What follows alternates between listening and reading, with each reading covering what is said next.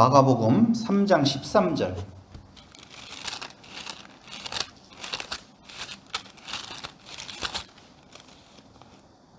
또 산에 오르사 자기가 원하는 자들을 부르시니 나아온지라. 이에 12를 세우셨으니 이는 자기와 함께 있게 하시고 또 보내사 전도도 하고 귀신을 내쫓는 권능도 가지게 하려 하심이러라. 3장 13절부터 19절은요. 자기가 원하는 자 12명. 이 12명이라고 하는 개념은요. 새로운 공동체의 구성 요건이에요. 12지파 아시죠? 그런데 이 12명이라고 하는 존재들이 볼품없는 자들이에요. 근데 이 볼품없는 자들을 정상적인 자리로 옮겨놓게 되어지는 것을 볼 수가 있습니다. 그러면서 3장 20절로 35절은요. 새로운 공동체의 기준을 말을 하고 있어요. 한번 물어볼게요. 새로운 공동체, 하나님 나라의 일원은 어떤 기준이 있을까요? 3장 20절로 35절에 그걸 말하는데 이게 무슨 말이냐면요. 집에 들어가시니 무리가 다시 모임으로 식사할 겨를도 없는지라 예수의 친족들이 듣고 그를 붙들러 나오니 이는 그가 미쳤다 함이러라. 가족들이 그렇게 지금 말을 하고 있어요. 그런데 예루살렘에서 내려온 서기관들은 그가 바알세불이 집혔다, 바알세불을 가지고 있다 하며 또 귀신의 왕을 힘입어 귀신을 쫓아낸다 하니 미쳤다, 귀신 들렸다, 지금 그렇게 말을 하잖아요. 그렇죠? 그러니까 예수님께서 뭐라고 말을 하시냐면요. 어떻게 사단이 사단을, 귀신이 귀신을 대적하면 그 나라가 서겠느냐라고 이야기하면서 다른 말 필요 없어요. 이런 내용들을 뭐 복잡하게 할 것 없어요. 여기 강한 자를 결박하지 아니하고는 그 강한 집에 들어가 세간을 강탈하지 못하리니라고 이야기를 할 때 이 내용은 나중에 한번 나오는 내용이 있으니까 머릿속에 기억해 두고, 여기에서 말하려고 하는 내용이 31절이에요. 거기 나오네요. 내가 진실로 너희에게 이르노니 사람의 모든 죄와 모든 모독하는 일은 사하심을 얻되 누구든지 성령을 모독하는 자는 영원히 사하심을 얻지 못하고 영원한 죄가 되느니라 하신 이는 그들이 말하기를 더러운 귀신이 들렸다 함이러라.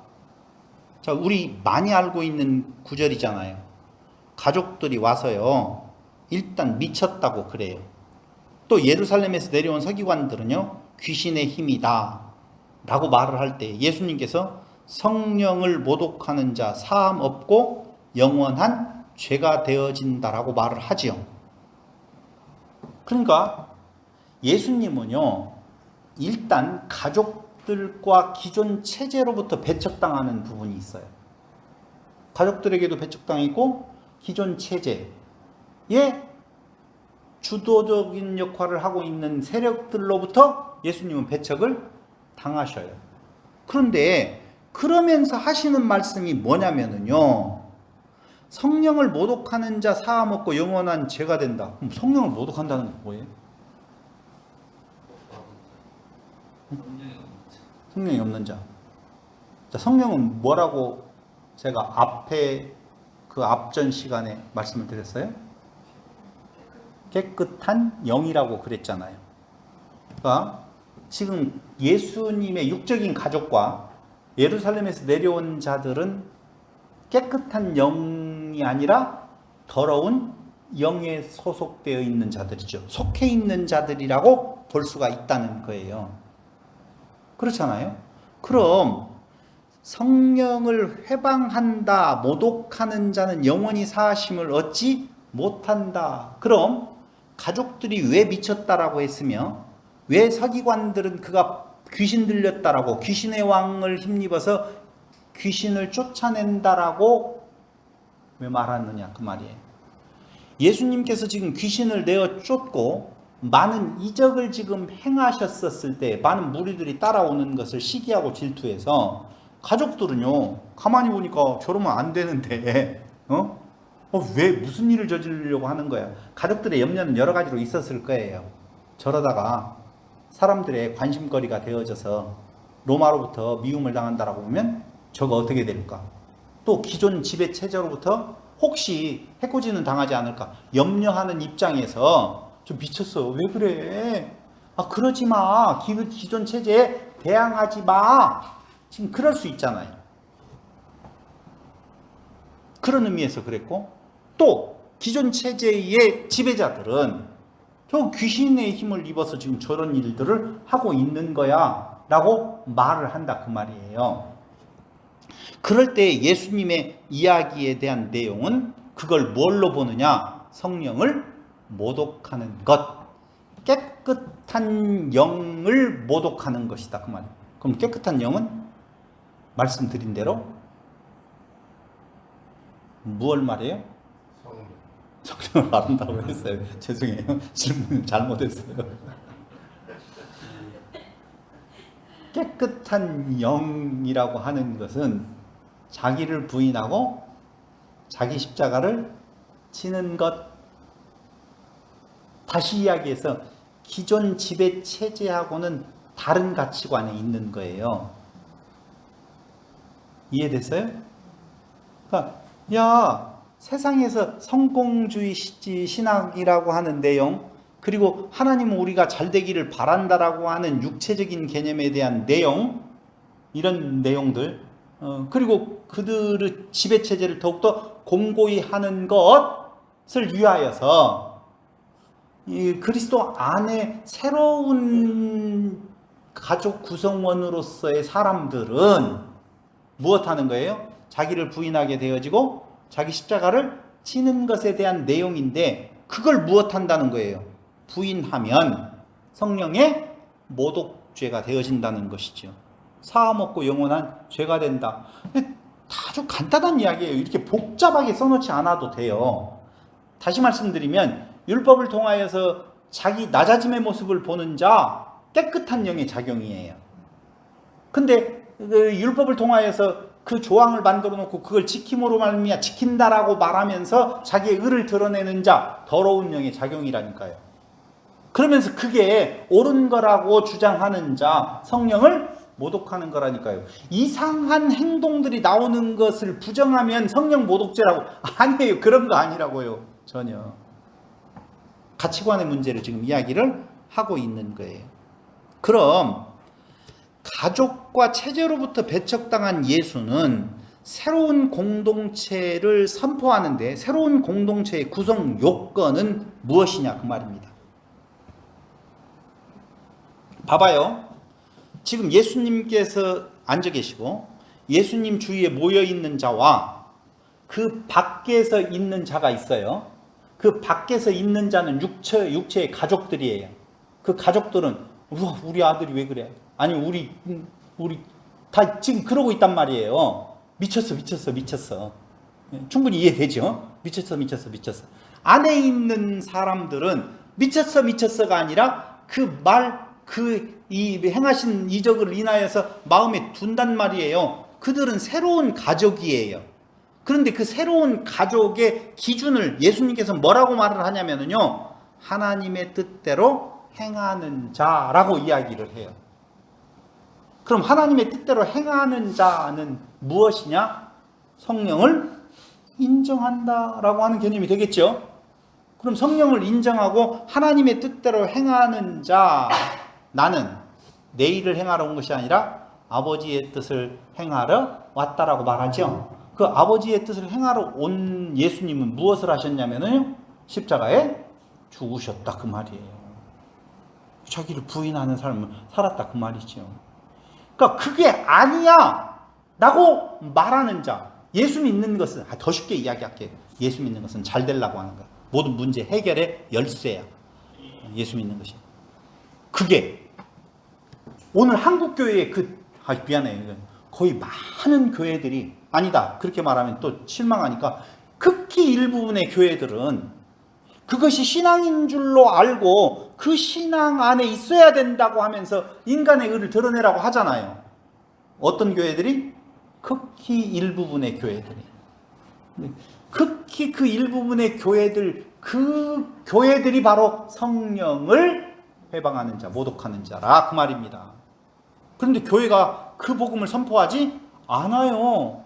오히려 깨끗한 영, 성령 안에 있는 자, 하나님의 뜻대로 행하는 자는 예수의 죽으심의 길을 같이 십자가를 지고 가는 거라 그렇게 말을 한다니까요.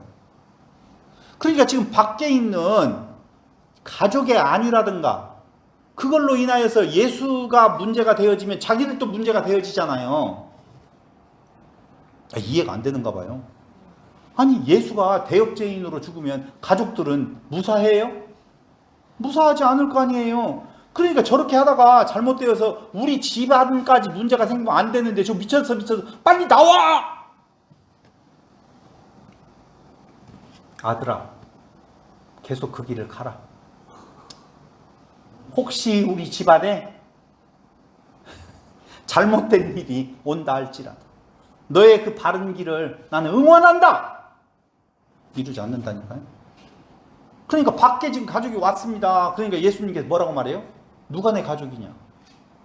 하나님의 뜻대로 행하는 자라가 내 가족이다 라고는 새로운 가치관으로 살아내라고 이야기를 하는 거라고요. 여러분 강단에서 무엇을 이야기하겠어요? 예수 믿으면 복 받는다고 말을 하겠어요?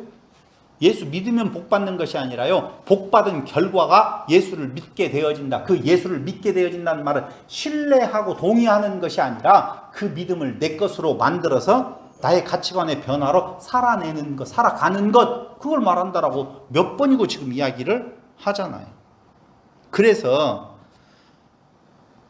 그 육적인 가족은 밖에 있고 안에는 새로운 가족이 형성되어 지금 있는 상태에서 예수님은 기존 질서, 방금 이야기를 3장에서 나오고 있는 3장 20절로 35절에서 나오고 있는 거기 사탄, 나라, 집, 강한 자, 기존 질서를 결박하고 무엇해요? 강탈 한 뒤 그 체제를 무너뜨린다. 13장 1절로 2절을 보세요. 13장 1절로 2절. 예수께서 성전에서 나가실 때 제자 중 하나가 이르되 선생님이여 보소서 이 돌들이 어떠하며 이 건물들이 어떠하니이까. 예수께서 이르시되 네가 이 큰 건물들을 보느냐? 돌 하나도 돌 위에 남지 않고 다 무너뜨려지리라 하시니라. 기존 체제들 다 무너지게 되어 있다는 거예요. 예수님은 자신이 다윗 왕조의 계승자임을 인정해요? 거부해요? 네? 인정? 그럼 12장 35절 한번 보실래요? 마가복음 12장 35절 또 37절까지. 예수께서 성전에서 가르치실세 대답하여 이르시되 어찌하여 서기관이 그리스도를 다윗의 자손이라 하느냐. 여기 잘 들으셔야 돼요. 많이 오해하는 구절들이 있는데 들어보세요. 예수께서 성전에서 가르치실세 대답하여 이르시되 어찌하여 서기관들이 그리스도를 다윗의 자손이라 하느냐. 다윗이 성령에 감동되어 친히 말하되 주께서 내 주께 이르시되. 이걸 우리는 어떻게 이제까지 생각할 수 있었느냐면요, 서기관들이 그리스도를 다윗의 자손이라 하느냐. 아, 그리스도는 다윗의 자손으로 오신다는 말이야. 그러니까 예수는 아브라함과 다윗의 자손 예수 그리스도 세계라라고 하는 걸 보니까 예수는 그리스도야 이렇게 써먹었어요. 근데 그 말이 아니고 잘 들어보세요. 그리스도를 다윗의 자손이라 하느냐. 다윗이 성령에 감동되어 친히 말하되 주께서 내 주께 이르시되 내가 내 원수를 네 발 아래에 둘 때까지 내 우편에 앉았으라 하셨도다 하였느니라. 다윗이 그리스도를 주라 하였은즉 어찌 그의 자손이 되겠느냐. 봐봐요. 그의 자손이 되면 아브라함과 다윗으로 이어지는 왕권을 가지고 오는 왕으로서의 모습으로 등장해야 되잖아요. 근데 예수님은요, 다윗 왕조의 계승자임을 거부하는 거라고요.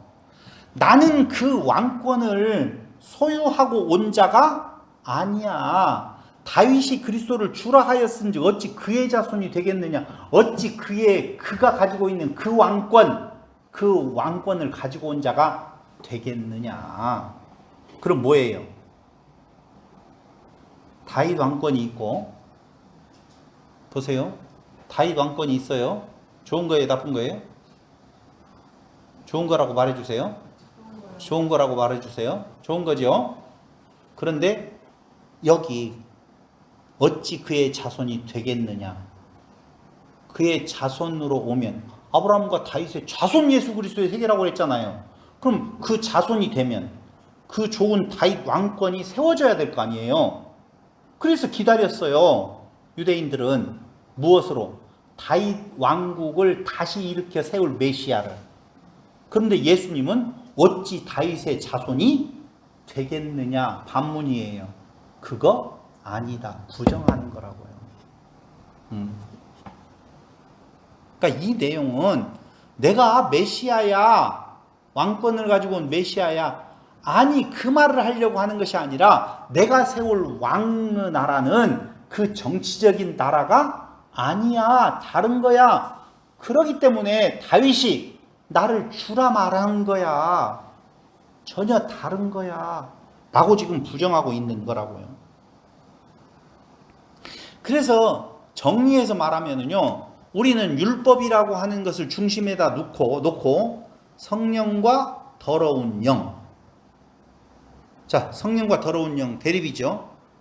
성령은 하나님의 일을, 더러운 영은 사람의 일을. 그 8장 33절이 그런 내용으로 말해주고 있어요. 8장 33절에 보면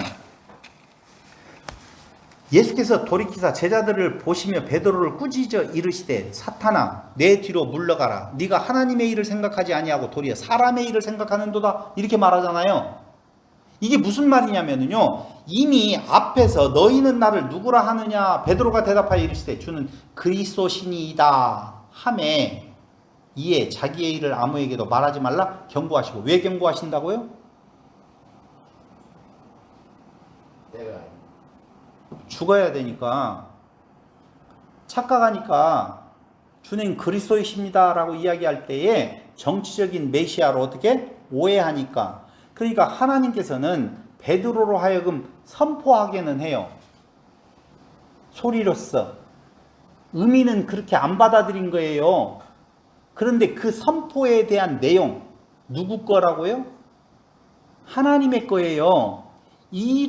너로 이를 알게 한 이는 네 자신이 아니라 하나님께서 알게 하셨다고 말하지요. 그러면 네가 네 스스로가 그걸 깨달아 알아서 네가 고백한 것이 아니다라고 말하는 거예요.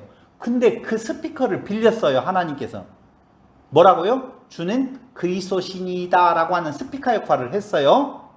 스피커 역할을 한 거라고요. 그가 자기 것으로 말하지 않았으니까 스피커지 뭐야. 네? 선포한 거예요. 하나님께서 누구의 입을 통해서? 베드로의 입을 통해 선포한 거예요. 그럼 만약에 그가 가지고 있는 그 믿음이었었다라고 보면 예수님이 죽은다라고 이야기할 때 옆에 제가 우측에서 같이 죽겠습니다라고 해야 되는데 죽는다라고 바로 이어서 말을 하니까 무슨 소리예요? 죽다니요. 죽기만 해요. 가만히 안 놔둘 거야? 라고 이야기를 항변했다라고 하는 말은요, 그냥 안 돼요. 왜 그러세요? 이 말이 아니에요. 장난하고 있어요 지금? 그런 거예요. 미쳤어요 지금? 그런 의미예요. 미쳤어요. 죽기는 왜 죽어? 아니 우리가 알고 있는 그 그리스도에 대한 고백이 맞다라고 보면 그는 당연히 그러셔야지요. 잘 생각하셨습니다. 주님 가르쳐 가시는 길에 애롭지 않도록 따라가겠습니다. 아멘 할렐루야 주여 이렇게 가야 되잖아. 근데 죽어요? 말도 되지도 않아요 라고 이야기를 한다니까요. 왜 그러느냐? 너는 지금 고백은 하나님께서 네 스피커를 통해서 지금 고백을 했는데 그건 하나님의 정의예요. 정의예요. 네 스피커를 통해서 말을 했는데 너는 네 속은 사람의 일을 생각하고 하나님의 일을 생각하지 않는구나. 지금 그 말이거든요. 그래서 조금 전에 이야기한 것처럼 하나님의 일이냐 사람의 일이냐, 율법을 통하여서 더러운 영에 해당되어지는 자는 사람의 일. 그래서 그 사람의 일로 해당되어지는 것이 바로 뭐냐면요, 그 율법을 선악지식 나무로, 자기가 하나님이 될 수 있는 나무로 따먹는 것이고, 성령의 하나님의 일, 이것은 뭘로 보는 거예요? 율법을? 생명과. 그러면 그리스도를 생명과로 본다라고 하는 말은 나 없음이죠. 내의 없는 거예요. 그래서 자기를 부인하는 것이 되어져. 그 자기를 부인하는 것이 결국은 무엇으로 되어져요? 예수님께서 자기를 부인해 버렸잖아요. 그는 하나님이신데 자기를 부인해요. 우리는 깨어진 질그릇 조각만 또 못하는데 그것도 부인하기가 싫어하잖아요. 그렇죠? 근데 예수는 하나님이신데 자기를 부인하는 것이 이웃사랑이잖아. 그렇죠? 그러면 우리가 그 안에서 새롭게 거듭난 자라고 보면 당연히 자기를 부인하게 되어지면 뭘 지게 되어 있어요? 십자가를 지게 되어 있다 그 말입니다. 그러니까 이 땅 위에서 만몬 먹고 사는 데 있어서 잘 먹고 잘 사는 것에 짧은 짧은 시간이라고 말하는 것도 참 문제가 있죠. 여러분 짧고 길고를 떠나서 우리네들의 사는 그 삶 자체에 대해서 살아봐서 알겠지만은요, 영원한 만족 없어요. 무엇을 채운다고 한들 그게 우리를 만족시키실 것 같아요? 전혀 만족할 수가 없어요. 그럼 나 없음. 근데 내 신분이 바뀌어졌잖아요. 하나님의 자녀로서의 신분이 바뀌어졌잖아요.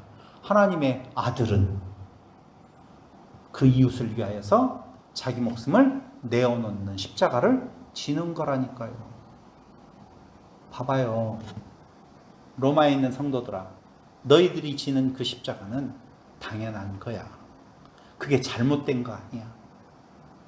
라고 힘을 주는 거예요, 지금. 그러면서 이제 4장으로 넘어가면 1절로 20절에 씨 뿌리는 자의 비유가 나와요. 그러니까 지금 제가 이야기를 하면서 여러분 느꼈는지는 모르겠지만 기존의 그 복음과 세상의 복음과 갈등이 있어요, 없어요? 계속 있는 거예요, 지금. 계속. 아니, 생각을 해봐요. 그 정도의 능력을 행하셨으면 세상 사람들이 다 좋아할 것 같잖아요. 안 좋아한다니까. 안 좋아해요. 아니, 그렇게 해놓고 난 뒤에 귀향에 불렀었을 때 그럴듯한 사람을 좀 부르면 안 좋겠어요? 여러분들은요, 여러분들이 아니라 저나 여러분들은요, 착각할 수 있어요. 우리가 그럴듯해서 불림을 당한 줄로 알고 있어. 착각할 수 있다니까요. 그래서 교회 안에서 어떻게 해요? 잘난 체 하잖아요. 내가 누군데 말이야. 장로를 안 시켜주고 지랄이야. 내가 그래도 보니까 그냥 다 없는 것들인데 난 좀 있잖아. 얘들 다 멍청한 것들만 있는데 난 좀 그래도 좀 뭐가 있잖아. 생각할 수 있다니까. 이것들을 하나 깨닫지도 못하는데 난 성경을 보니까 좀 깨달아지는데. 진짜 놀고 있어요, 정말. 뭐라? 잘 안 들렸어. 크게 좀 이야기. 여러분, 정치적인 이야기를 해서 참 죄송해요. 자기들이 왕인 줄 알고 행하는 자들 많잖아요. 국회의원만 되면은요, 왕이에요. 표 하나 달라고 할 때 고개 숙이는 것은요, 그건 진짜 고개 숙이는 것이 아니에요. 왜 그렇게 국회의원이 되려고 그래요? 왜 그렇게 구청장이 되려고? 왜 그렇게 그래요? 왜 그렇게 그 돈을 써요? 그 돈 다 뽑아낼 수 있다는 거 아니겠어요? 높아지려고 하는 욕심이 없어요? 있잖아요. 그런데 거기에 끼지도 못해. 하다못해 검사님 머리 조아리고, 사장님 머리 조아리고, 조금만 있는 사람 앞에서 그냥 조아리면서 교회만 오면 뭐가 되어져요? 잘난 사람 되어지잖아. 대단하고. 왜? 옆에 있는 것, 그러니까 옆에 있는 것들이 못난 문열이 같은 자들이 있기를 원해요? 잘난 자들이 있기를 원해요? 더 나보다 잘생긴 사람하고 같이 다니고 싶어요? 못생긴 사람하고 같이 다니고 싶어요? 여러분들은 다른 것 같다. 사람들이 다 그래요, 여러분. 그래서 성경은 계속적으로 세상의 복음과 그리스도의 복음의 그 갈등, 그 싸움, 치열한 싸움을 지금, 그러니까 예수님께서요 하시는 행동이 마음에 안 드는 거예요. 나보다 못난 것들을 나하고 같은 선상에다 놓으려고 하네. 같은 선상에다 놓고 하니요 더 높여버리죠. 낮아진 자는 높아지고 높아진 자는 낮아지리라 그 말을 하잖아요. 그게 싫은 거예요. 잘난 나를 잘나게 좀 인정해달라는 거예요. 여기 왔으면. 그래서요 교회를 부흥시키는 방법은 있어요. 어떻게 하면 되냐면요, 외적으로 부흥시키려면 한 명씩 불러요. 밥 한 끼 먹으면서 사줘야 돼요? 사먹어줌을 당해야 돼요? 아니, 사주고 하면은 권이 없어요. 권이 없다니까요. 오히려 더 주는 것을 먹어줘야 될 필요가 있다는 것이죠. 왜요? 그래야지 자기 잘난 맛이 있잖아요. 내가 너한테 뭔가 베풀 수 있는 것에서 기분 좋아하지. 응? 내가 사먹임을 당하면은요 항상 의리잖아요. 싫다니까. 한턱 쏠게. 이것만큼 그럴듯한 말이 없다고 그러잖아요. 이따 한턱 쏘세요.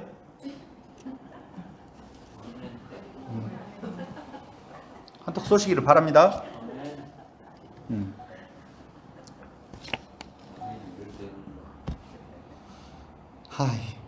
녹음이 좀 이상하게 될 것 같아요. 4장 1절로 20절에서는요 씨 뿌리는 자의 비유가 있어요. 이제까지 씨 뿌리는 자의 비유를 우리들이 잘 알고 있죠. 그렇죠? 잘 알고 있습니다. 그거와 똑같은지 한번 보자고요. 이것도 또 무슨 갈등이에요? 기존 세상적인 복음과 하나님의 나라의 복음과의 갈등 구조가 여기에 나타나요. 한번 보시자고요. 네 가지, 이건 보통 뭐라고 이야기하냐, 씨 뿌리는 자의 비유라고 이제까지 우리는 알고 있었잖아요. 씨 뿌리는 자의 비유예요? 아니에요. 그럼 뭔 비유예요? 네 가지 땅에 떨어진 씨 비유예요. 네 가지 땅과 그 땅에 떨어진 씨. 그래서 네 가지 땅에 떨어진 씨 비유로 하나님의 뜻대로 행하는 자에 대한 내용을 말해주고 있는데요. 하나님의 뜻대로 행하는 자는 새로운 공동체의 일원이라고 그랬잖아요. 아까 하나님의 뜻대로 행하는 자라야 내 뭐라고요? 가족이다 라고 말했다고 그랬죠. 그렇죠? 그러면 하나님의 뜻대로 행하는 자란 무엇을 말하는 건가? 이런 거예요. 모든 사람들을 위한 복음이 아니에요. 봐요. 복음을 전해요. 씨를 뿌려요. 지금. 좋은 땅에 떨어지는 것이 많아요? 나쁜 땅에 떨어지는 것이 많아요? 나쁜 땅은 3개나 돼. 좋은 땅은 하나밖에 안 돼. 3분의 1이네. 그렇죠. 3분의 1이에요. 첫 번째. 그럼 이 비유가 모든 비유의 기초라고 말을 해요. 4장 13절에 보면요 이렇게 나와요. 4장 13절. 또 이르시되 너희가 이 비유를 알지 못할진데 어떻게 모든 비유를 알겠느냐라고 말을 하잖아요. 그러니까 이 비유가 기초 비유로서 이걸 잘 이해를 해야만이 된다라고 생각을 하셔야 됩니다. 예수님은 4장 34절과 3장 23절, 7장 17절, 12장 1절에서 예수님은 무엇으로만 이야기하신대요? 비유로만 말씀하신다, 그렇게 이야기를 해요. 그럼 비유를 보자고요. 길가. 자, 길가는 무슨 밭이에요? 새의 먹이. 길가에 떨어지면 새가 와서 어떻게 해요? 주워 먹어버린대요. 거기 보지 말고 제가 설명을 할 테니까 저하고 아이 컨택을 하자고요. 자, 길가에 떨어졌어요. 하나 부류가 있어요. 근데 떨어지자마자 새가 와서 새는 뭘 상징해요? 그렇지. 맞아요. 그런 의미예요. 사탄, 새의 먹이, 새는 사탄의 의미를 가지고 있는데 안 들려요. 그 말이에요. 말씀이 떨어지면 안 들려요. 무슨 그런 말을 하고 있어요. 말도 안 돼요. 라고 한다니까. 누구를 지금 이야기를 하고 있는가? 15장 6절 보세요.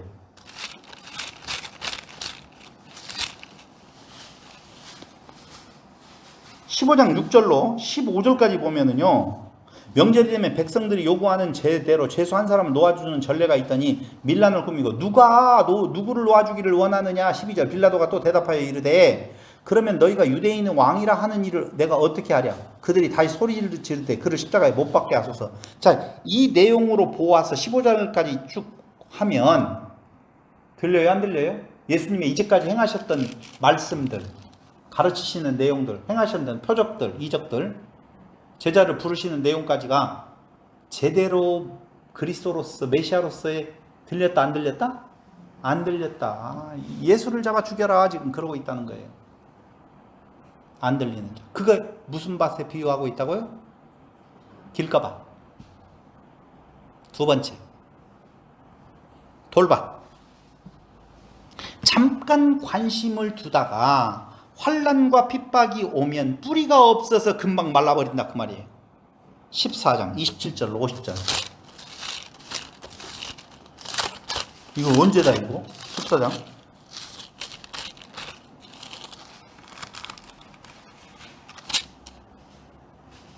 27절. 예수께서 제자들에게 이르시되 너희가 다 나를 버리리라. 이는 기록된 바 내가 목자를 치리니 양들이 흩어지리라 하였음이니라. 그러니까 환난과 핍박이 왔더니 다 어떻게 해요? 흩어져. 뿌리가 없어서. 여기에 해당되어지는 자가 누구예요? 베드로네 또. 하이 참나.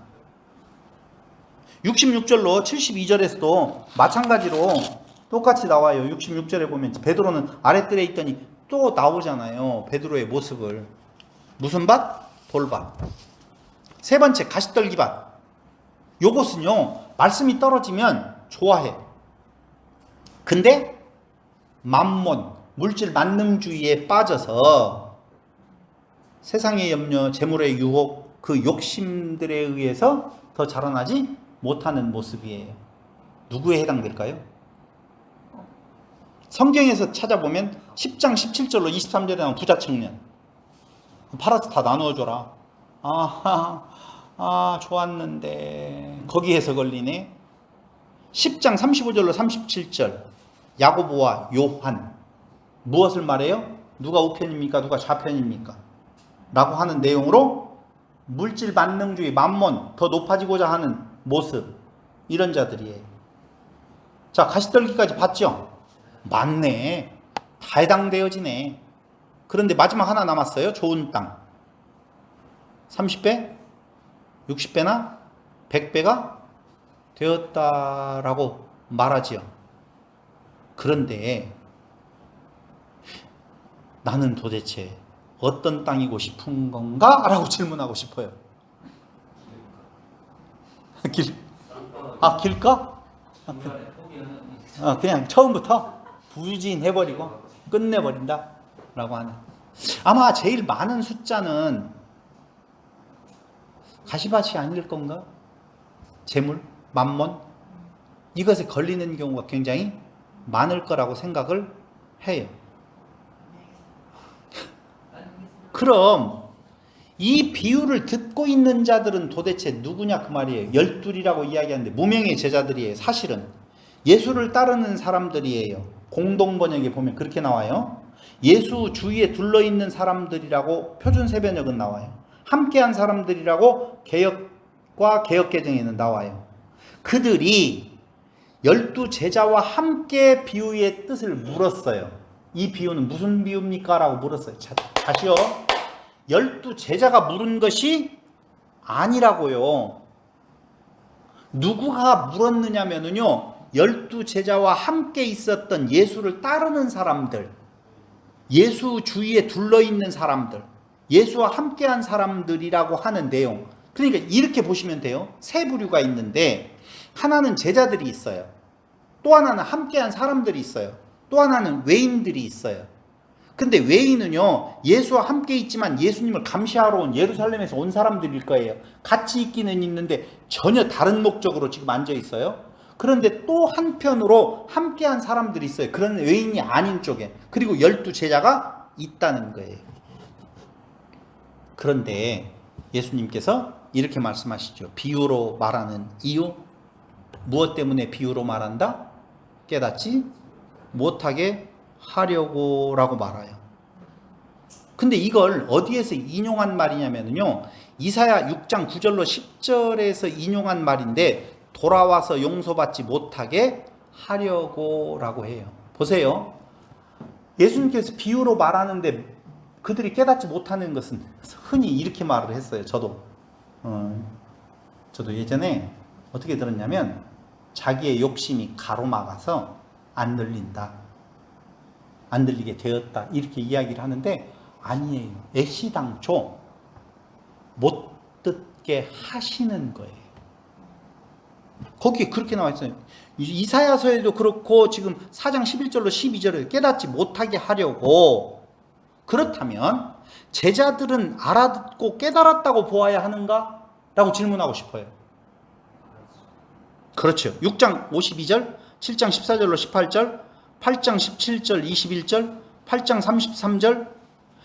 깨닫지 못하고 있는 그들을 책망하고, 아까 이야기했어요. 베드로도 역시 깨닫지 못하고 있는 모습을 보여주어요. 근데 마태복음 16장 12절에 보면은요, 다른 말이 나오네. 마태복음 16장 12절 제가 읽어드릴게요. 그제서야 제자들이 떡을 누르기 아니요 바리새인과 사두개인들의 교훈을 삼가라고 말씀하신 줄을 깨달으리라. 깨달았다네요. 받은 것은 깨닫지 못한 것 같다라고 이야기했는데 17장 13절 마태복음 17장 13절 그제서야 제자들이 예수께서 말씀하신 것이 세례 요한인 줄을 깨달으니라. 뭐 비유로 말을 했는데도 깨달았다고 마태복음 말하는데 마가복음에서는요 그 깨달았다라고 하는 말 하기 전에 끝내버려요. 깨닫지 못했다고. 아직도 깨닫지 못하고 있느냐? 라고 말을 하거든요. 왜 그럴까요?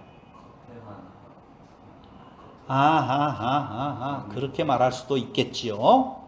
그런데 한 가지, 마가가 전하려고 하는 내용은 도전받는 그리스도예요. 깨닫고 동의하는 자들이 있다는 것을 보여주는 것이 아니라, 방금 말씀을 드렸어요. 뭐라고요? 지금 이 메시지는 70년, 주 70년에 그 메시지를 전달받는 로마에 있는 성도들에게 하는 말이고, 또 오늘날 2000년이 넘게 흘러서 지금 이 메시지를 입체적으로 보고 있는 우리들에게도 해당되는 말이라고 보면, 깨달았다라고 하는 말을 강조하는 것이 아니라 무엇을 강조하고 있어요? 깨닫지 못할 때에 오는 그 상황에 대해서 지금 이야기를 하고 있다니까요. 그러니까 어디에다 강조점을 두려고 이 지금 사건들을 말해주고 있느냐라고 하는 내용을 보셔야 돼요. 그러니까 이쪽에 찾아가서 저쪽에 찾아가서 참고적으로 볼 수는 있어도 그 말씀을 가지고 와서 이 말씀에 대한 내용으로 써먹으면 안 된다고요. 그러니까 지금 마가가 강조하고 있는 내용은요, 그들도 결국은 깨닫지 못했다라고 하는 쪽에서 어느 쪽으로 가버리냐면요, 그들도 예수를 부인해버리는 결과를 낳더라 그 말입니다. 그럼 우리가 만약에 예수를 전하는 삶을 살아갈 때 깨닫는 자가 많아요? 깨닫지 못하는 자가 많아요?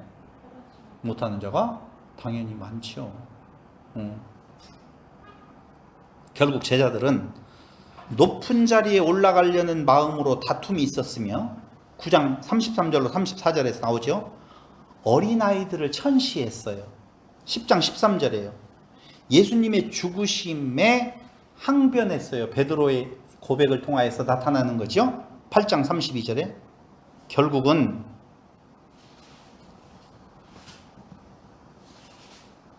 지금 예수님의 제자들, 그들은 그 비유가 무엇인 줄을 알지 못하고 있더라 그 말이에요.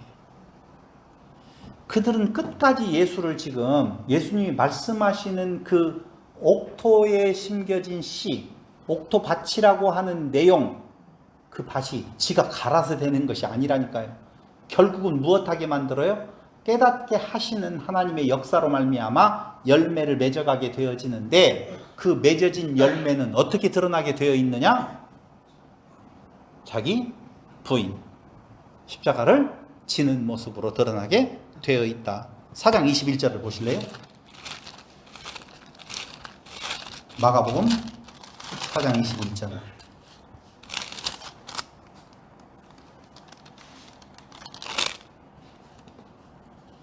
또 그들에게 이르되 사람이 등불을 가져오는 것은 말 아래나 평상 아래에 두려 함이냐 등경 위에 두려 함이 아니냐 드러내려 하지 않고는 숨긴 것이 없고 나타내려 하지 않고는 감추인 것이 없느니라. 들을 귀 있는 자는 들으라. 또 이르시되 너희가 무엇을 듣는가 스스로 삼가라. 너희의 헤아리는 그 헤아림으로 너희가 헤아림을 받을 것이며 더 받으리니 있는 자는 받을 것이요 없는 자는 그 있는 것까지 빼앗기리라. 이게 지금 무슨 말이에요? 결국은 다 드러나게 되어 있다는 거예요. 다 알려지게 되어 있다는 거예요. 그런데 너희 드러나게 되어 있는데 너희 헤아림으로 헤아림 받는다 라고 할 때 아까 제자들은 어떤 걸 원했어요? 높은 자리. 어린아이들은 싫고 예수님의 죽으심에 오히려 항변하는 모습, 그 모습을 너희들이 가지고 있다라고 보면 그거 다 어떻게 하게 되어 있어요? 드러나게 되어 있다는 것이죠. 잘못 이해하면 혹시 여러분들은 그렇게 살면 안 돼라는 말로 생각할지 모르겠지만 결국은 드러나게 돼 있어요. 옥토밭인지 무슨 밭인지가 다 드러나게 되어져 있어요. 다 드러나게 되어져 있어요. 그럴 때에 스스로 무엇해? 삼가. 그러니까 높은 자리에 올라가려고 하고 어린아이들 도움 안 돼 라고 하는데요. 그게 뭐예요? 세상의 가치관이라니까. 세상의 복음이라니까. 그 복음에 있지 아니하기를 너희는 깨어있어라. 지금 그 말이에요. 반드시 추수 때는 온다 라고 4장 26절로 29절에서 익으면 낯을 댄다.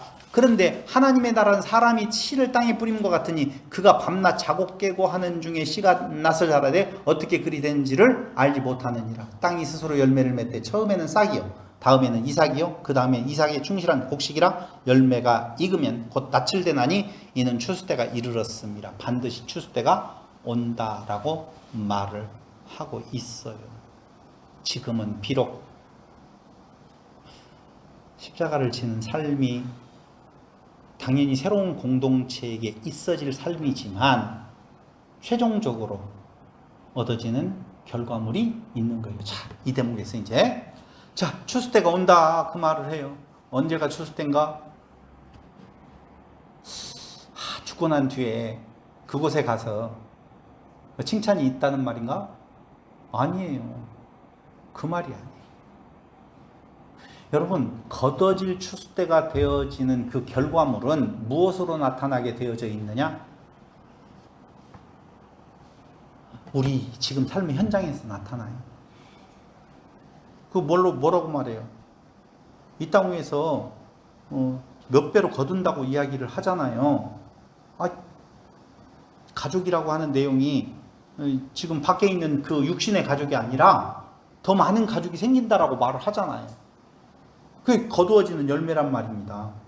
그러니까 이건 이렇게 말을 할게요. 육적인 평안함으로 얻어지는 것이 아니라 영적인 평안함이에요. 육적인 평안함이 없다는 말이 아니에요. 여러분, 어렵게만 산다는 말이 아니라니까요. 우리가 어떻게 살아가든지 간에 그 새로운 공동체 안에서의 살아간다라고 하는 말은 자기를 부인하고라고 하는 내용은 그 모든 것들에 대한 주권이 그분에게 있고, 그렇죠? 그분을 사랑하는 것이 이웃사랑으로 내가 드러나게 되어져 있는데 그 이웃사랑에 대한 내용이 그 돈 갖다 주는 거 아니라고요. 돈 갖다 주는 것이 아니고 무엇 하는 건가?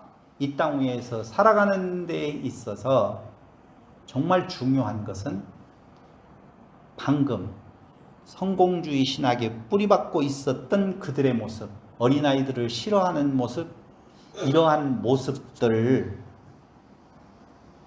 그 모습이 아니고 내가 새로운 복음, 세상의 복음이 아니라 그리스도의 복음 안에서 살아가는 것은 지금 그 현상에 대한 내용이 가난하게 산다 그런 개념이 아니라 어떻게 살아가든지 간에 그 상황은 하나님께서 우리에게 주실 거예요. 그런데 그 사는 삶이 상도들에게 갈릴리에 가서 복음을 전하라고 이야기를 하잖아요. 그 전할 때 무슨 복음을 전하느냐? 무슨 복음을 전하는 거예요? 그리스도의 복음을 전하는 거 아니겠어요? 그리스도의 가치관을 전하는 거라고요. 그 가치관을 전하는 것은 세상이 우리를 싫어하는 삶을 살게 되어져 있다. 그런데 그 뒤에 오는 것은 마음의 진정한 평강이거든요. 이렇게 애매하게 말해도 되는지 모르겠다. 그러니까 마음의 평강이 뭐예요? 영혼의 안식. 맞아요. 궁극적으로 사는 삶의 의미는요, 육체적인 상황에 대한 변화를 꿈꾸지 마시기를 바랍니다. 그 사는 삶이 어떠한 현장에서 살아가든지 간에 그게 중요한 것이 아니고 우리의 영혼의 안식이라고 보시면 돼요. 그게 정말 중요하다라고 생각을 해봅니다. 자, 그러면서 4장 30절로 32절에서 겨자씨 비유가 나오는데요. 다시 한 번만 말씀을 드리면 이적이 가리키는 것은 그 자체가 아니라 의미가 중요하다라고 보시면 돼요. 이적만 바라보면 진짜 안 된다는 거예요.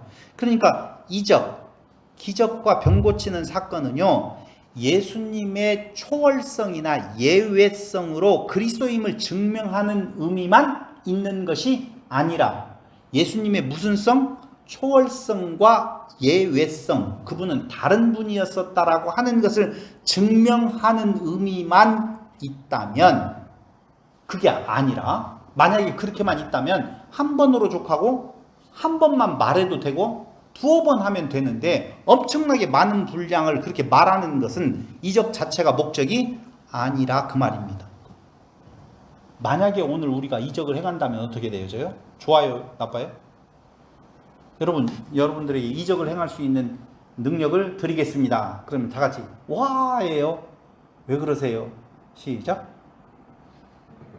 답은? 왜 그러세요? 이렇게 말을 하고 있는 것 같잖아요. 맞아요. 그 말이에요. 왜 그러세요? 왜냐하면 갑자기 나는 이상한 존재가 되어진다니까요. 그걸 초월성과 예외성이라고 하는 것이 나에게도 지금 나타난다라고 보면은요, 내가 그리스도요? 내가 메시아요? 아니요. 예수님께서 그 능력을 우리에게 나누어 주어서 그런 예외적인 일들이 일어날 수 있지 않아요. 정말 웃겨요. 왜냐하면 제가 지금 예수 믿는 지가 20몇 살 때부터 지금까지 한 40년 됐나요? 한 40년 됐어요? 그럼 40년 동안에 난 그런 적 본 적이 없거든요. 여러분들 중에 본 적 있어요?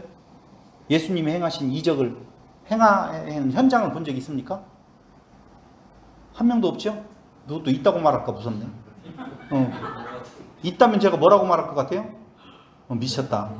이때는 진짜 미쳤다라고 말할 수 있어요. 예수님에게는 그건 아니지만, 근데 그런 일이 없어요. 그런데 그런 일이 없는데, 아니 진짜 있다고 하더라도 우리 눈에 보이지도 않고 별로, 근데 그것을 가지고 우리는 온통 신경을 그것도 많이 쓰잖아요. 어디에 무슨 표적이 있다고, 이적이 있다라고 하면 막 쫓아가려고 하고, 다 그 거짓인데도 불구하고 그것을 부정하는 듯한 지금 말투로 하면은요, 저게 성령의 능력을 부인한다라고 또, 아니 자기들도 한 번도 40년 동안에 못 봐놓고는 내가 그렇게 말을 하면 나보고 성령의 능력을 부정한다고. 예수님이 행하신 표적, 이적을 제가 부인해요, 안 부인해요? 전 부인한 적 없어요. 부인하고 싶으면 또 부인할 수도 없어요. 사실이니까. 그런데 지금 이 땅 위에서 그 초월성과 예외성이 나에게서 일어난다든가 누군가에게서 일어날 수 있다라고 하는 내용으로 그걸 써먹는다라고, 그 말씀을 써먹는다라고 보면 그건 정말 문제가 있다는 거예요. 그러니까 지금 성경에 마가복음에 나와 있는 예외성과 초월성이라고 하는 단어로 표현되어지는 예수님의 이적 사건은 그 이적 자체에다가 의미를 두지 말고 그 이적이 가리키는 그 목적이 어디에 있느냐라고 하는 거예요. 자, 예수님의 예외성, 초월성은 부르시고 표적을 행하시고 그리고 가르치시는 데서 있다고 그랬잖아요. 그럼 지금 4장 30절로 32절은 겨자씨 비유에 대한 내용이 나오잖아요. 이게 무슨 말이냐면요, 겨자씨 하나는 볼품없는데 나중에 커서 막 모든 것들이 깃들인다라고 나오잖아요. 겨자씨 커지는 거 봤어요? 겨자씨가 크면 얼마나 크던가요? 2m? 2m? 저 뒤에 2m 그랬는데 2m라고 하니 2m? 이거 겨자씨는 그게 아니고 작지만 그 겨자씨가 심겨져 가지고 나무가 자라나면 얼마나 크게 자라나죠? 몰라요. 모른다니까. 본 적도 없고 찾아본 적도 없어요. 근데 문제는 무슨 이야기하냐, 지배체제, 기존 지배체제에 저항하는 볼품없는 좋은 땅의 사람들을 지금 말을 하는 거라고요. 그 의미는 기존 지배체제 하에서 그 지배체제에 저항하는 볼품없는 좋은 땅에 심겨진 사람들, 하나님의 나라로 지배체제가 결국은 바뀌게 되어져 있다. 지금 비록 약하지만 그 말이에요. 그 게다시 비유가 그 말이라니까요. 그러니 실망하지 말아라. 로마에 있는 성도들이 지금 볼품없는 모습으로 있잖아요. 고난당하고 있잖아요. 없어질 것 같잖아요. 바람 앞에 등불과 같은 모습으로 있잖아요. 그렇지만 결국은 모든 사람들이 곁들일 수 있는, 모든 짐승이 곁들일 수 있는 나무로 커져갈 수 있다라고 말을 해주고 있는 거예요. 그러니 실망하지 말으라는 것이죠. 또 이렇게 물어볼 수도 있어요. 그럼 지금 2000년 지났으니까 그렇게 커졌을까요?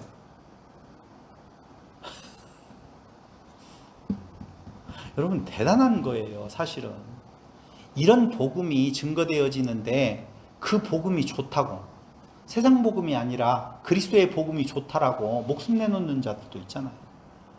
그들이 훌륭하다라는 말이 아니에요. 그 믿음은, 그 내면에서 역사하시는 믿음은 그런 일들이 가능케 한다니까요.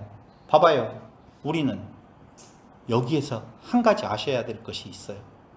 성경은 무엇라고 말하느냐면요, 세상이 감당할 수 없는 믿음이라고 이야기를 하면서 위험이냐, 적신이냐, 칼, 거기에 뭐라 할지라도 여러 가지 내용들을 나열을 하면서 말씀하시는 내용이 있잖아요. 그 몇 장이 나와 있죠? 환난이나 곤고나 박해나 기근이나 위험이냐 적신이나 칼이라도 믿음 관계를 끊을 수 없다. 로마서 8장 35절에 보면 나와 있어요. 우리는요, 그 깨끗한 영의 영향을 받아서 새로운 피조물로 되어지면 세상이 감당할 수 없는 믿음으로 성장하는 거예요. 그 믿음 아래에 모이는 거라니까요. 그게 진짜 자라나는 거예요. 지금 외형적으로 부자 된다라고 하고 병 낫는다라고 하고 안수한다라고 해가지고 모여드는 그게 진짜 하나님의 나라가 아니라니까요. 적은 것 같아도 봐봐요. 로마에 그 볼품 없었던 그 환난과 박해 속에서 이제는 우리는 죽었구나라고 실망하는 자들이 마가복음을 받고 난 뒤에 거기서 자라나기 시작했잖아요. 굴복하지 아니하고 없어지지 아니하고 지금 전 세계로 퍼져나가서 복음이 증거되어지고 있잖아요. 우리는 또 몇 퍼센트가 믿느냐라고 하는 쪽으로 생각할지 모르겠지만은요, 있을 수 없는 내용이에요. 자, 그 숫자, 그 자라나는 숫자는 많다 적다? 안 많잖아요. 좋은 땅에 뿌려진 씨는 3분의 1밖에 안 된다고 그랬잖아요. 3분의 1이 아니에요. 세 가지 땅에 25%예요. 그렇다니까요. 그 25% 안에서도 옥석을 가린다라고 보면은요, 장난 아니죠. 그런데 그 옥석이 아니라 옥이 되어진다라고 하는 내용은 무엇을 지금 말하는 거예요? 돌이 아니라 옥과 같은 참으로 소중한 존재라고 하는 내용. 100배, 60배, 30배 열매가 맺어지는 그것은 깨끗한 영의 역사로 말미암아 되어진다. 그런데 그 깨끗한 영은 우리에게 말하기를, 다 같이 시작, 자기를 부인하고 자기 십자가를 지는 게 성도들의 새로운 공동체의 삶이다라고 지금 이야기를 해주고 있다고요.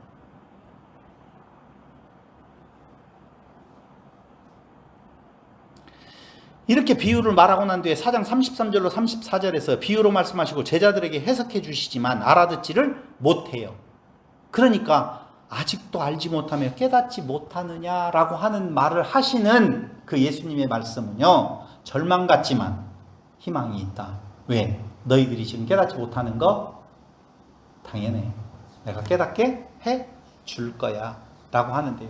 그 깨닫게 해 주시는 것이 깨끗한 영의 역사, 즉 우리가 알고 있는 오순절에 성령이 임했다고 그랬잖아요. 그렇죠? 그 깨닫게 해주시는 역사를 통하여서 무엇해요? 로마의 그 핍박받았던 그자들의 상황과 똑같은 상황에 있는데도 불구하고 그들은 망설임 없이 복음을 들고, 누구의 복음? 세상의 복음? 아니요. 그리스도의 복음을 들고 가서 복음을 전하더라 라고 하는 거예요. 그랬더니 세상이 엄청나게 환영하고 기뻐하고 즐거워하잖아요. 그렇죠? 고개 끄덕거리지 말고 다 같이 그렇죠? 아니요. 오히려 잡아 죽이더라. 그게 바울의 모습이고 베드로의 모습이고 복음을 전하는 자들의 모습이에요. 그런데 우리는요, 가서 복음을 전하면서 영화를 누리려고 하잖아. 영화를 누리려면 어떻게 해야 된다고요? 세상의 복음을 전해야 돼요. 예수의 이름으로. 너 예수 믿으면 잘 살 수 있다, 병 나을 수 있다, 크게 될 수 있다, 유명한 자 될 수 있다라고 전하면 그들은 좋아한다 그 말입니다. 그런데 아니야. 로마에 있는 성도들아, 오늘 현대를 살아가고 있는 우리 성도들아, 하나님, 나의 복음은, 예수님, 나의 복음은 자기 부인이고 자기 십자가를 지는 거야. 당연한 거야. 힘내 라고 지금 외쳐주고 있다고요. 힘내세요. 낼 것도 없어요? 애시당초 그냥 세상 복음으로 살아가고 있어요? 그런 거 아니잖아요. 우리는 적어도 우리가 뭐 굉장히 훌륭하고 똑똑해서 그런 것이 아니라니까. 그게 다 열매 맺게 해주시는 그 열매. 몇 년 동안 내가 그렇게 열매 맺고 살았냐 생각하지 마세요. 그냥 가는 거예요. 단 한 가지, 성경은 우리에게 오늘 뭐라고 말을 하냐면요, 그 복음을 전할 때에 네 욕심으로 전하지 말라는 거예요. 그 욕심으로 전하지 말라고 하는 것이 어떻게든 끌어다가 숫자를 채워서 이 교회를 크게 만들어라 아니에요. 너희는 복음을 전하라. 그런데 환영하는 자가 많겠어요? 거부하는 자가 많겠어요? 그것도 물음이라고 물어보냐. 당연히 거부하는 자가 많지.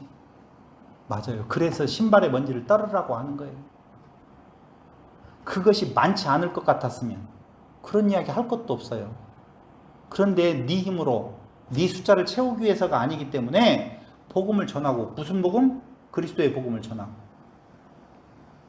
전하고 그가 나는 그거 싫어. 그거 떨어버리고 나오라는 거예요. 그리고 또 다른데 또 가는 거예요. 근데 오늘날에는요, 막 굉장히 많이 성도들이 그렇게 해요. 우리 강론하고 끝나고 나면요, 목사님 전 전도가 안 돼요. 그 한 사람을 그렇게 신경 쓰고 애쓰고 말을 해도 안 먹어 들어가요. 먼지 떨어버리고 나오세요. 그리고 다른 사람한테 또 가서 이야기해요. 또 먼지 떨어버리고 나오세요. 왜? 안 좋아한다니까. 그 중에 하나님의 택한 백성이 있으면 맞아서 받아들인다니까요. 그럼 그 집에 가서 먹고 마시는 거예요. 뭘 먹고 마셔요? 그 그리스도를 먹고 마시는 거예요. 생명의 떡을 떼서 나누는 거라니까요. 그 떡을 떼고 마시는 것이지, 자, 우리는 지금부터 먹을 걸 먹자. 깡냉이를 먹을래? 옥수수를 먹을래?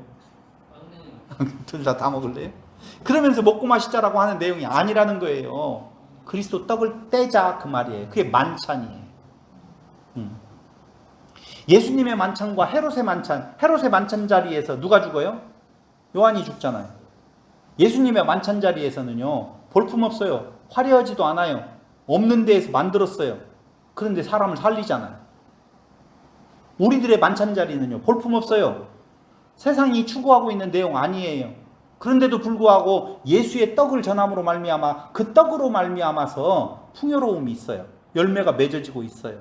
그게 100배, 60배, 30배라고 하니까 많다라고 하는 개념이 아니라니까요. 우리가 알 수 없는 힘에 의해서 그 깨끗한 영에 전달하는 내용들이 계속되어지면 세상 사람 살아가는 것이 제일 고통스럽고 평안이 깨지는 이유가 뭐 때문에 그래요? 다 같이 시작. 만몬. 그걸 다른 말로 표현하면 자기의, 또 다른 말로 표현하면 그거. 그렇죠. 욕심이 인쾌한 즉 죄를 하고. 채워짐이 없어요, 여러분.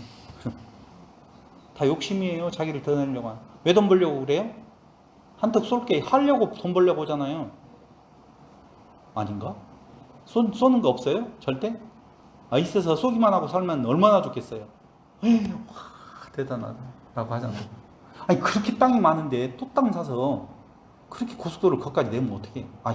말 잘못했다. 얼마나 더 벌려고? 도대체. 얼마나 더 가지려고? 도대체.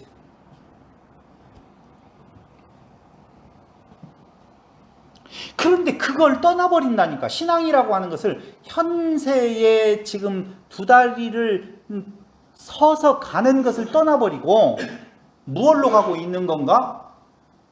저쪽 나라. 지금은 개같이 살아도, 욕심껏 살아도 예수만 믿고 동의하고 신뢰한다라고 보면 나는 천국 가니까 지금 내버려 둬. 아니에요. 성경은 그걸 말하는 거 아니에요. 지금 이 땅 위에 발 딛고 어떻게 살아가느냐를 지금 말하고 있다니까요. 마가복음이 말하고 있는 내용은요. 너 지금 어떻게 살 거야? 세상 복음으로 살 거야? 그리스도의 복음으로 살 거야를 지금 말을 해주고 있어요. 그리스도의 복음으로 사는 것은 우리에게 있어 십자가를 지고 자기를 부인하는 것이 그 삶이다. 그걸 어려워하지 마. 실망하지 마. 좌절하지 마. 지금 그 이야기를 하고 있다니까요. 그걸 전해야 돼. 전하는 것은. 뭘 전하려고 그래. 그런데 교회가 다 그걸 전하지 아니하고 다 세상 복음을 전하고 있어요. 자, 잘 먹고 잘 살자. 하나님의 자녀가 잘 먹고 잘 사는 걸 좋아하겠냐? 못 먹고 못 사는 걸 좋아하겠냐? 거기에 못 먹고 못 사는 거라고 말할 사람 없잖아요. 그거 관심 없다는 거예요. 성경. 내일 죽어서 천국이냐 지옥이냐 신경 쓰지 마세요. 신경 쓰지 말라고 하니까 또 이상하대. 신경 쓰시려면 쓰시되 더 중요한 것이 있다면 지금 이 땅. 앞으로 몇 년을 더 살아갈지 모르지만 어떤 모습으로 살아가야 될 것을 마가복음은 우리에게 정확하게 이야기를 해주고 있다 그 말입니다. 아직도 알지 못하며 깨닫지 못하느냐 그 말이에요. 그게 바로 복음이야 라고 하는데요.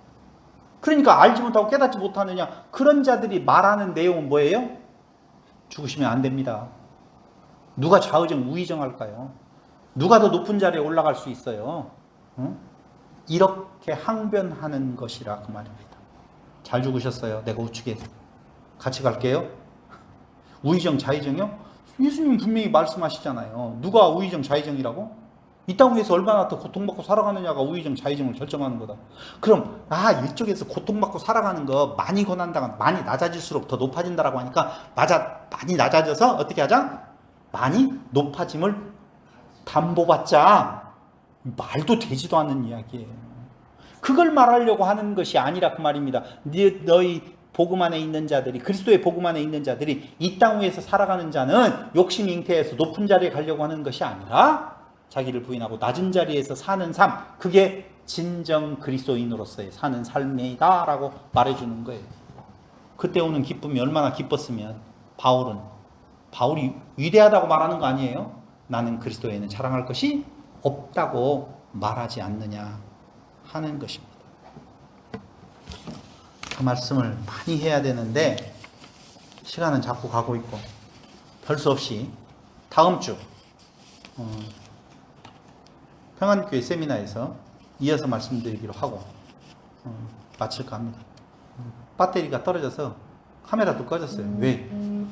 화면이 이렇게 어두워지는가 했더니 배터리 문제였었던 것 같아요. 지금 완전히 간 걸 보니. 요거 녹음했으니까 녹음을 올려줄 거고요. 여러분 지금까지 말했던 4장까지 이야기했던 내용을 통해서 5장부터 쭉 한번 보시면 결국은 무엇과 무엇의 싸움? 세상 복음과 하나님의 나라의 복음의 갈등, 다툼이에요. 싸움이에요. 근데 우리는 무엇을 원해요? 우리는 아니라 저 외인들은 듣지도 않아. 그건 막 싫어.